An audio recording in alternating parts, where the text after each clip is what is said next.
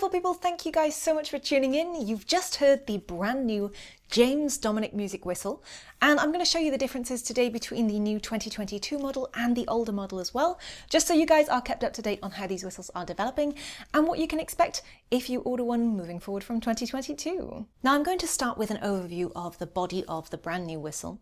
You can see we have an aluminium head here, with a fipple plug at the top here. It's shaped and moulded. The fipple is UPVC and the rest of the mouthpiece is aluminium. Moving down, we've got the UPVC body.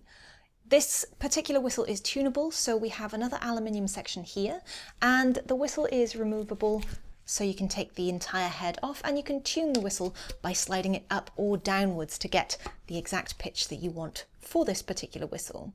This section here is engraved with the James Dominic Music logo on the back, and it actually has my name on the front, which is super cool. Moving further down the whistle, you can see the body, again UPVC, and it's a straight bore whistle. Some quite large holes on the bottom hand, and the finger spacing is quite far, but it's actually an improvement on previous whistles. We have an aluminium ring on the bottom for an added little bit of aesthetics and weight. In comparison to the previous model, you can see that we had a UPVC or plastic mouthpiece with the fipple at the top here, full plastic body, non-tunable, the James Dominic Music logo stuck on as a sticker on the front. As we move down, again, the finger spacing quite large, quite a long stretch on this particular one, and we have the key of whistle on the back here. Now there are a selection of improvements on this whistle that make it superior to previous James Dominic music whistles, and one of those is obviously the fact that this whistle is tunable. The aluminium mouthpiece tends to make it easier to hit the second octave in my opinion, but the most interesting, fun, exciting and important feature of this whistle is that you can actually make it louder or quieter depending on where and how you want to play. And you do that by actually moving this very top section of the mouthpiece rather than the tunable section here, and I'll show you that now. Now this is a tight fit, and you can see that the blade of this whistle is actually the tube of, or the body of the whistle itself. But if you slide this mouthpiece up or down, you can widen or narrow the window space. And a smaller window enables the whistle to play more quietly, and a larger window enables the whistle to play more loudly. Now the position of your top section of mouthpiece will determine how soft or hard you need to blow to hit those high notes. So for example, if we make the window quite small, you'll need the absolute tiniest amount of air to hit the low notes.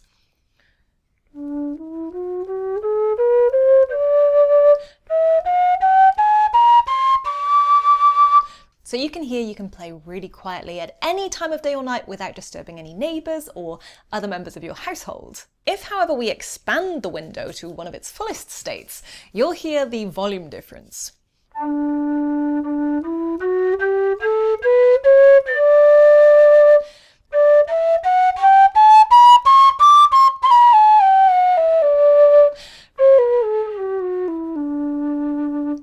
So you can hear that you'll need a lot more breath to hit the high notes, and it's generally quite a bit louder than if you have a small window.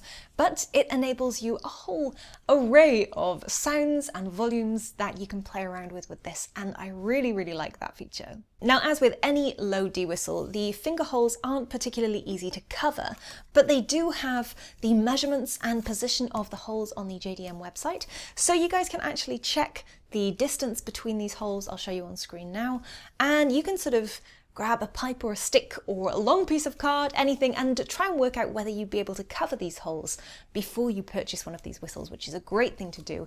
If you can't reach the low Ds, low Cs, perhaps try a smaller whistle like a G, an F, and you still get that beautiful low D sound and feel without needing to stretch really far to cover all the holes. It's less frustrating and you still get that enjoyable low whistle experience. As for ornaments, dynamics, back pressure, ornaments are just as simple on this whistle as they are on any other low D whistle. It doesn't require an awful lot of air to reach the high notes. It's quite a soft, smooth, breathy, airy sort of sound typical of low whistles. It doesn't have the edge that some of the metal low whistles have, but this aluminium mouthpiece does give it a little bit more kick than the previous versions.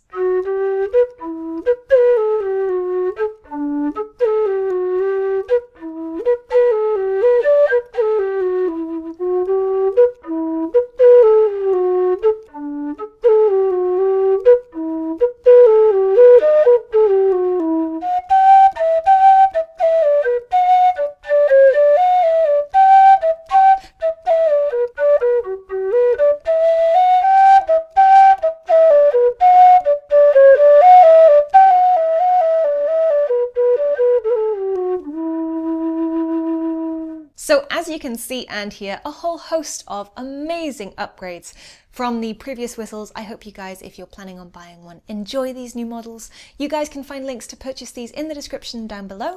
Don't forget to check out some of my other James Dominic reviews, and this tune was Fig for a Kiss, which you guys will find right here on screen. I hope you guys enjoyed that. Don't forget to like, subscribe, share, and have a great weekend. I'll see you guys next week for some more awesome tin whistle tunes. Until then, happy whistling.